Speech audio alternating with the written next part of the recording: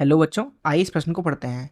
Silicon एक अर्धचालक है। इसमें थोड़ा सा आर्सेनिक मिलाने पर इसकी चालकता, प्रथम ऑप्शन है बढ़ जाती है, दूसरा ऑप्शन है घट जाती है, तीसरा ऑप्शन है उतनी ही रहती है, चौथा ऑप्शन है शून्य हो जाती है। आइए इस प्रश्न की मुख्य अवधारणा की चर्चा करें।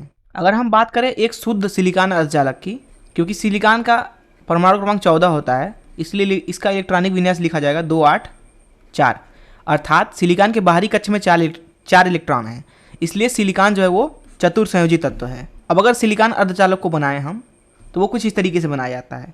एक सिलिकॉन परमाणु अपने 4 इलेक्ट्रॉन का 4 अन्य सिलिकॉन परमाणुओं के साथ साझा करके कुछ इस तरीके से बंध में जुड़ा होता है। जैसा कि यहाँ पे आप देख सकते हैं कि शुद्ध सिलिकॉन के अंदर पूर्णतया कोई इलेक्ट्रॉन मुक्त नहीं है। अब हम करते ये हैं कि हम इसमें अशुद्धियाँ मिलाते हैं।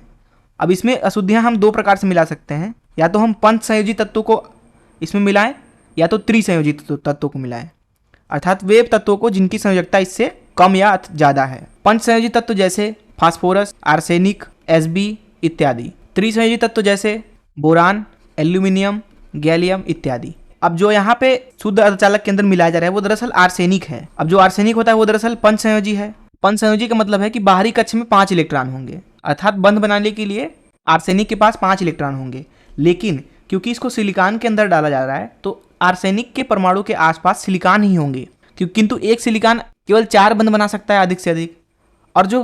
और जो आर्सेनिक है इसके बाहरी कक्ष में 5 इलेक्ट्रॉन है, अर्थात ये 5 बंध बनाने में योग्य है। किंतु जब सिलिकॉन के अंदर डालते हैं इसको, तो इसकी मजबूरी हो जाती है कि ये 4 ही बंध बनाए, अर्थात जो इसका 5वां इलेक्ट्रॉन होता है बाहरी कक्ष वाला, वो दरअसल मुक्त हो जाता है। इस चीज़ को मैंने यहाँ पे दर्शा रखा है। यहाँ पे हमारे पास में शुद्ध सिलिकॉन अर्धचालक है, और जैसे ही इसमें हमने सिलिकॉन को डाला, क्योंकि इसके बाहरी कक्ष में 5 इलेक्ट्रॉन है और 4 का ही यहाँ पे प्रयोग हो रहा है बंध में, तो 5वां जो इलेक्ट्रॉन होता है वो दरअसल मुक्त हो जाता है, जिसको यहाँ पे -Q से दर्शाया गया है। और ये अर्धचालक के अंदर आवेश वाहक की तरह व्यवहार करके उसकी चालकता को बढ़ा दिया। अर्थात हमने शुद्ध अर्धचालक में जब आर्सेनिक को मिलाया तो इसकी जो चालकता है वो बढ़ गई, क्योंकि मुक्त इलेक्ट्रॉन बढ़ गए। तो इस मुख्य अवधारणा का इस्तेमाल करके आइए इस प्रश्न को हल करें। यहाँ पे बोला जा रहा है कि सिलिकॉन एक अर्धचालक है, इसमें थोड़ा सा आर्सेनिक मिलाने पर इसकी चालकता क्या होती है। तो हमने देख लिया कि पूरी तरह से वो बढ़ती है, क्योंकि मुक्त इलेक्ट्रॉन बढ़ जाते हैं, अर्थात आवेश वाहकों की संख्या बढ़ जाती है। तो इस तरीके से हमने इस प्रश्न को हल कर लिया। मैं आशा करता हूँ कि आपको इस प्रश्न का हल जरूर समझ में आया होगा। धन्यवाद।